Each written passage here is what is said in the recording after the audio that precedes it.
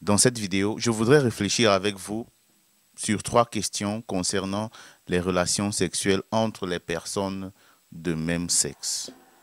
Premièrement, que nous enseigne notre société ou alors notre culture là-dessus? Deuxième question, que nous enseigne l'Église? Et troisièmement, jusqu'où va notre liberté vis-à-vis de ce phénomène-là? Il y a de cela 3 ans, j'étais aux études, je me trouvais dans un pays lointain. Un soir, vers 19 heures, je suis sorti, j'allais dans un supermarché pour acheter des nouilles. Et voilà que soudainement, un jeune homme se pointe devant moi. Il était de l'autre côté de la route et il a traversé. Il s'est mis à me dire des choses. J'ai entendu pas mal de choses de sa part. Et en bref, il me faisait la cour et il voulait que je devienne son petit ami. Évidemment, j'ai dit non. Salut à vous et bienvenue sur ma chaîne. Je suis le Père Raphaël et je présente l'émission Ouvre tes sens à Dieu. Quand je suis revenu au pays, j'ai partagé l'expérience avec quelques personnes que je connais et leur réaction vis-à-vis de ce jeune homme-là a été très violente. Même s'il n'était pas là, elle était très violente. Si j'étais à ta place, j'allais le frapper, j'allais être violent envers lui. Des choses comme ça. Alors, en les écoutant, je me suis moi-même regardé dans le miroir et je me suis dit, si cette situation m'était arrivée quelques années auparavant, j'aurais peut-être eu la même réaction, peut-être pas de manière physique, mais verbalement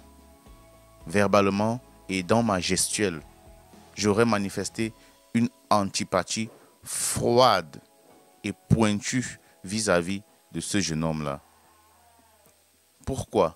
Parce que chez nous, des relations sexuelles entre des personnes de même sexe est une abomination.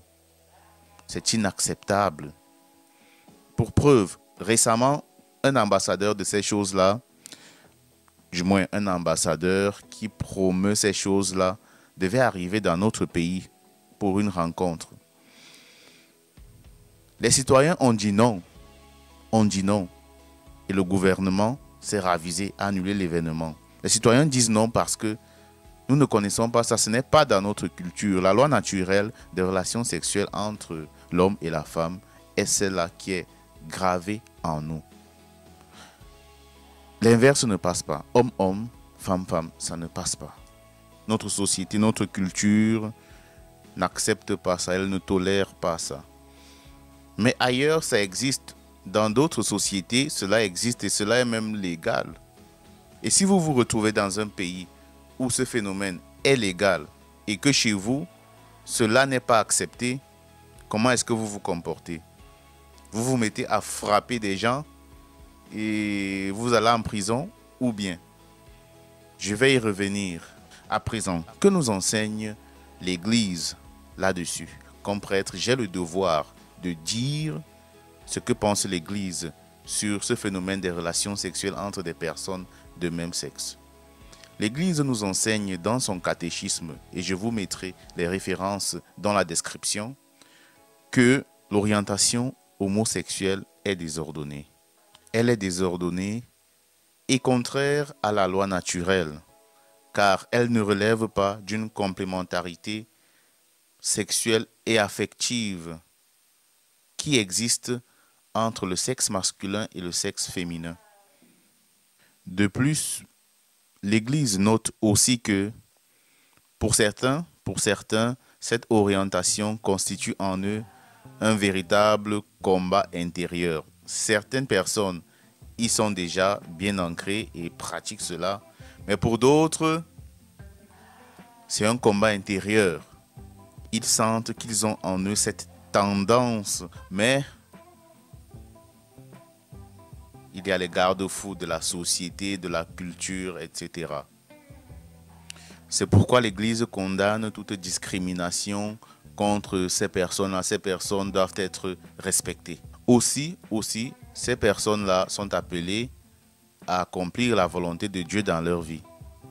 D'offrir ou alors de connecter les difficultés liées à leur situation, à leur orientation sexuelle aux souffrances du Christ, les laisser se connecter aux souffrances du Christ. Ces personnes sont aussi appelées à la chasteté à travers des amitiés désintéressées, mais aussi par la prière et la grâce du Seigneur, la grâce de Dieu qui nous accompagne. La grâce de Dieu peut justement permettre à ces personnes de lutter et de vaincre ce que l'Église considère comme une orientation désordonnée.